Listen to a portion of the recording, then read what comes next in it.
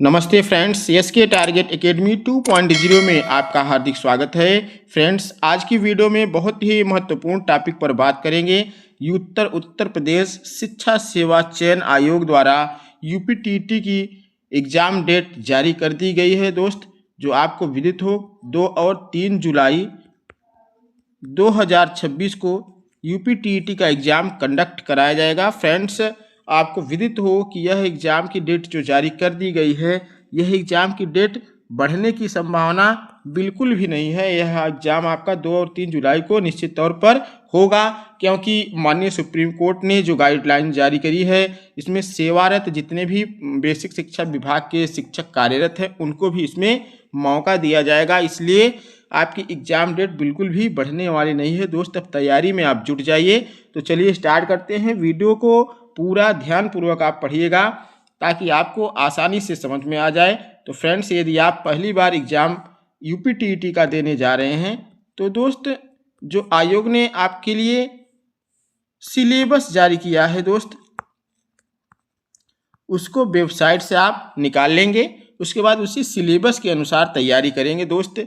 यदि आप सिलेबस के अनुसार पढ़ेंगे तो निश्चित तौर पर आपको पहली बार में ही सफलता जरूर मिलेगी। आप यूपीटीटी जैसे एग्ज़ाम को पहली बार में ही क्वालिफाई कर पाएंगे। जितने भी हमारे बीटीसी और सेवारत जितने भी हमारे शिक्षक हैं, वो भी इस बार यूपीटीटी में सम्मिलित होंगे।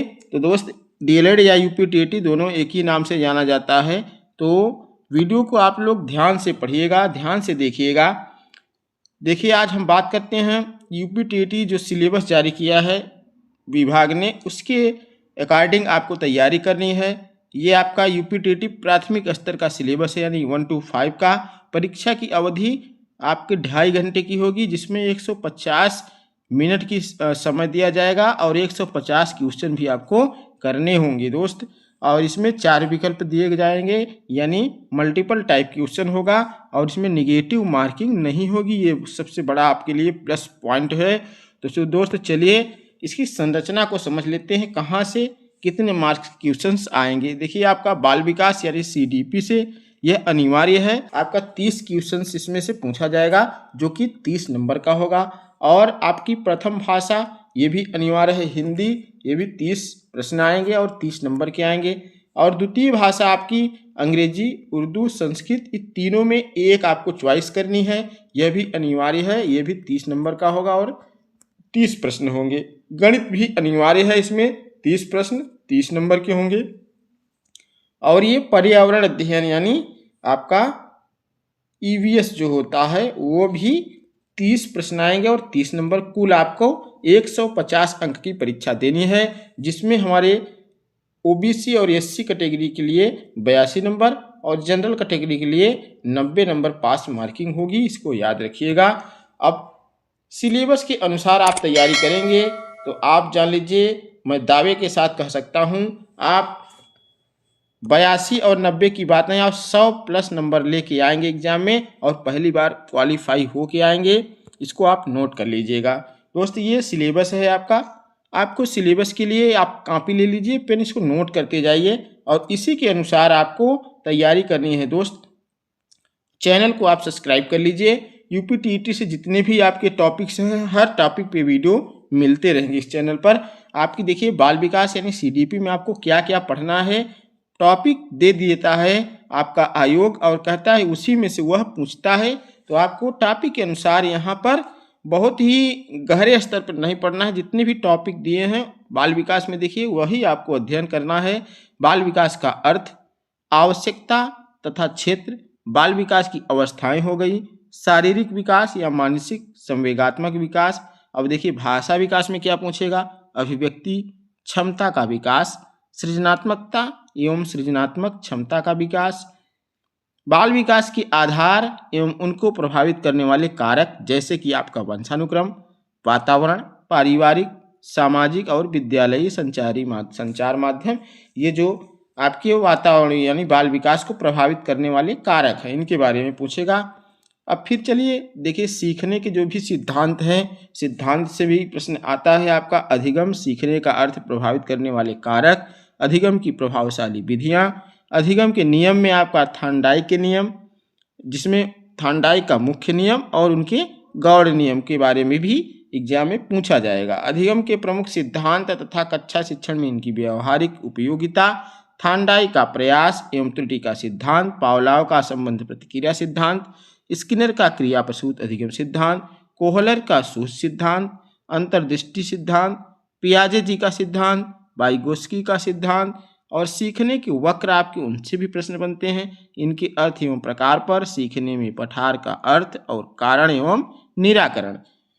अब देखिए आपकी शिक्षण में से, शिक्षण विधायक में से ये आपका डीएलएड पाठ्यक्रम के आधार पर होता है। शिक्षण का अर्थ तथा उद्देश्य, संप्रेषण, शिक्षण के सिद्धांत, शिक्षण के सूत्र, शिक्षण प्रविधियाँ, शिक्षण की नवीन विधाएं उपागम, सूक्ष्म शिक्षण, शिक्षण के आधारभूत कौशल, ये आपका बीटीसी की पुस्तक पर आधारित होगा। बीटीसी पाठ्यक्रम के आधार पर ये चीज़ें आती हैं। फिर आगे देखेंगे समावेशी शिक्षा निर्देशन एवं परामर्श। ये भी आपका सारे के सारे जितने भी चीज़ें दी गई हैं, जितने भी टॉपिक दिए गए हैं, ये सब डीएलएड के पाठ्यक्रम पे आधारित है। आपको डीएलएड की पुस्तक पढ़नी चाहिए बहुत अच्छे तरीके से। और दोस्तों यदि आप बीटीसी या डीएलएड किए हुए हैं तो आपके लिए प्लस पॉइंट है, आप उसको रिवीजन कर लीजिए। समावेशी शिक्षा निर्देशन एवं परामर्श में से देखिए ये सब टॉपिक आपको परीक्षा में पूछा जाएगा, तो आप इसको बहुत अच्छे तरीके से पढ़ लेंगे। मनोविज्ञानशाला है ये, चिकित्सा जिला चिकित्सा प्रशिक्षण संस्थान है, ये सब सारे के सारे टॉपिक्स आपके डीएलएड पुस्तक पर आधारित हैं। ये आपके बालक किस प्रकार से सोचते सीखते हैं, बालक का विद्यासी है, शिक्षण से आधारित होता है। तो दोस्तों ये आपका डीएलएड पाठ्यक्रम पर आधारित है। फिर आगे चलेंगे, देखिए भाषा यानी हिंदी से क्या पूछा जाएगा, अपठित अनुच्छेद यानी अनसीन पैसेज आपका आएगा। हिंदी वर्णमाला में से स्वर व्यंजन पूछा जाएगा। वर्णों के मेल से मात्रिक तथा अमात्रिक शब्दों की पहचान, वाक्य रचना, हिंदी की सभी ध्वनियों के पारस्परिक अंतर की जानकारी, विशेष रूप से ये जितने भी वर्ण दिए गए हैं इनकी, और सभी ध्वनियाँ, अनुस्वार, अनुनासिक और चंद्रबिंदु में अंतर।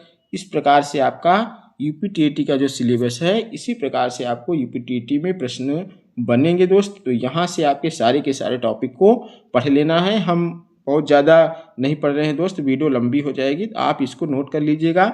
कॉपी और पेन उठाकर इसको अच्छे से नोट कर लीजिएगा और इसी टॉपिक पर आपको अध्ययन करना है। तो दोस्त वीडियो को ध्यान से पूर्वक आप देख लेंगे तो निश्चित तौर पर आप पहली बार में एग्ज़ाम को क्वालिफाई कर पाएंगे। दोस्त जितने भी हमारे डीएलएड या जितने भी शिक्षक साथी हैं, वो जब पहली बार अप्लाई करते हैं तो बहुत कंफ्यूज रहते हैं, तो उनको मेरा निर्देश है, मेरा ये एडवाइस है कि वो आप पहली बार इसको सिलेबस को नोट कर लीजिए जो मैं प्रोवाइड करा रहा हूँ। ये आपका आयोग का सिलेबस है। इसमें देखिए भाषा सेकंड में आपकी चाहे वो संस्कृत हो या आपका उर्दू हो, तो उसी पे आधारित ये है। तो ये भाषा सेकंड में आपका ये उर्दू का है विषय वस्तु, इसको भी देख लेना है। फिर आगे चलते हैं, भाषा सेकंड में ही आपका अगर में आपने सेकंड भाषा को संस्कृत चुना है तो उसमें आपको अनसीन पैसेज इसमें आएगा। और ये देखिए संज्ञाएं हैं, अकारांत पुल्लिंग, अकारांत स्त्रीलिंग, अकारांत नपुंसक, इकारांत स्त्रीलिंग, उकारांत स्त्रीलिंग, ये शब्द रूप होते हैं दोस्त। वीडियो चैनल को सब्सक्राइब कर लेंगे तो आपको सारे के सारे उकारांत रिकारांत जितने भी हैं सारे के सारे इस टॉपिक पर वीडियो मिलते रहेंगे दोस्त। यहाँ पर घर परिवार परिवेश, पशु पक्षियों, घरेलू उपयोग की वस्तुएं के संस्कृत से नाम यानी संस्कृत में नाम की आधारित जितनी भी वस्तुएं होती हैं उन पर भी प्रश्न पूछा जाता है। यहाँ पे सर्वनाम हो गया, क्रिया हो गया, शरीर के प्रमुख अंग उनके संस्कृत में नाम, अव्यय और संधि, सरल शब्दों की संधि तथा उनका विच्छेद यानी संधि विच्छेद से प्रश्न पूछा जाता है। आपका संख्या से भी प्रश्न पूछा जाता है, इसको भी नोट कर लीजिएगा। आप 100 तक की संख्या को संस्कृत में क्या कहते हैं उसको भी याद कर लेंगे दोस्तों। लिंग, वचन, प्रत्याहार, स्वर के प्रकार, व्यंजन, अनुस्वार, अनुनासिक, ये आपका संधि, समास, उपसर्ग, पर्यायवाची शब्द, विलोम, कारक, प्रत्यय, वाच्य परिवर्तन भी आता है दोस्त। कवियों एवं लेखकों की रचनाएं। अब इसके बाद आपका इसमें शिक्षण भी आता है, अधिगम और अर्जन। शिक्षण बहुत कम ही प्रश्न इसमें से बनते हैं यूपीटीटी में आपके, इसको भी आप नोट कर लीजिएगा। आप देखेंगे गणित पर क्वेश्चंस आते हैं गणित में। संख्याओं के जोड़ घटाना गुणा भाग, लस और मस से आता है। और भिन्नों का जोड़ घटाना व गुणा भाग, दशमलव का जोड़ घटाना गुणा भाग, एकीक नियम, प्रतिशत आपका। तो ये सारे के सारे आपके बनते हैं यूपीटीईटी में गणित से प्रश्न। लाभ हानि हो गया, साधारण ब्याज, आपका ज्यामितीय आकृतियाँ, पृष्ठ कोण, त्रिभुज वृत्त, धन हो गया जिसमें रुपया पैसा, और मापन से भी आता है परिमिति, परिमाप, कैलेंडर, आंकड़े, आयतन, क्षेत्रफल, रेलवे बस समय सारणी, आंकड़े का प्रस्तुतिकरण, निरूपण। दोस्त इसके बाद आपका ये चीज़ें शिक्षण से संबंधित हैं। फिर बात करते हैं आपका अंतिम जो टॉपिक होगा 30 नंबर का, पर्यावरण से आधारित। तो इसमें विज्ञान, इतिहास, भूगोल, नागरिक शास्त्र एवं पर्यावरण से संबंधित 30 प्रश्न कुल पूछे जाएंगे। तो जिसमें से आपका परिवार, भोजन, स्वास्थ्य एवं स्वच्छता, आवास, पेड़ पौधे एवं जंतु, हमारा परिवेश, मेला, स्थानीय पेशे से जुड़ी व्यक्ति व्यवसाय, जल, यातायात एवं संचार, खेल एवं खेल भावना, भारत में जो नदियाँ, भारत की नदियाँ, पर्वत, पठार, वन, यातायात, महाद्वीप, महासागर हो गया। हमारा प्रदेश में यानी उत्तर प्रदेश की बात करें तो नदियाँ, पर्वत, पठार, वन, यातायात, और भारतीय संविधान से भी प्रश्न आपके पर्यावरण में पूछे जाते हैं। आपकी शासन व्यवस्था हो गया, इसमें स्थानीय स्वशासन, ग्राम पंचायत, नगर पंचायत, जिला पंचायत, नगर पालिका, नगर निगम, जिला प्रशासन, प्रदेश की शासन व्यवस्था, व्यवस्थापिका, न्यायपालिका, कार्यपालिका, और राष्ट्रीय पर्व जैसे कि आपका प्रतीक चिन्ह हो गया, मतदान हो गया, राष्ट्रीय एकता हो गई। और इसके बाद पर्यावरण में आवश्यकता के एवं महत्व उसका, पर्यावरण संरक्षण, पर्यावरण के प्रति सामाजिक दायित्वबोध, पर्यावरण संरक्षण हेतु संचालित योजनाएं। दोस्त इतने टॉपिक पे आपको तैयारी करनी है। ये आपका शिक्षण से संबंधित होता है। शिक्षण से संबंधित दोस्त बहुत ही कम क्वेश्चंस आते हैं आपकी यूपीटीईटी में, इसको याद रखिएगा। तो दोस्त ये था आपका यूपीटीईटी 2026 आयोग द्वारा जो जारी किया गया है सिलेबस। आपको सिलेबस के अनुसार तैयारी करनी है दोस्त।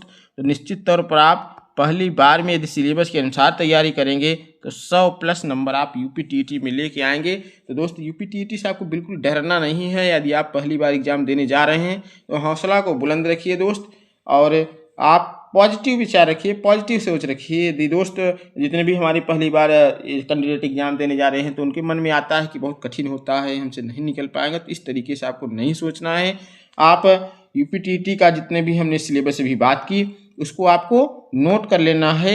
नोट करने के बाद आपको इतने सिलेबस के अनुसार ही तैयारी करनी है। बाकी और कुछ बहुत ज़्यादा, जैसे आपका हम बात करते हैं जो आपका मान लीजिए संविधान।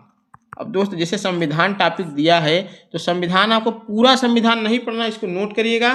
पूरा संविधान नहीं पढ़ना है आपको। संविधान दे दिया है तो बहुत बच्चे कन्फ्यूजन हो जाते हैं, पूरे संविधान को पढ़ने लगते हैं। इसमें आपको बहुत पढ़ना नहीं है दोस्त। संविधान जैसे दिया है तो संविधान में शिक्षा से जितने संबंधित हैं, शिक्षा से जितने आपके भाग दिया है और जितना अनुच्छेद है, मुख्य मुख्य तत्व पढ़ना है आपको।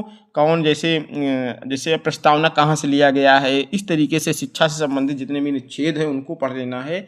बस इतना ही आपको पढ़ना है और इसी तरीके से आपको सारे के सारे टॉपिक पर है अध्ययन करना है दोस्त। तो निश्चित तौर पर आप पहली बार में आपका यूपीटेट एग्जाम आप पहली बार में पास कर जाएंगे। तो दोस्त इस तरीके से आप यदि तैयारी कर लिए तो पहली बार में नोट करके रख लीजिए, पहली बार में आप यूपीटेट एग्जाम पास करके आएंगे, ये मैं गारंटी देता हूँ।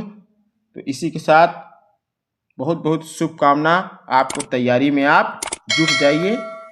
Thank you.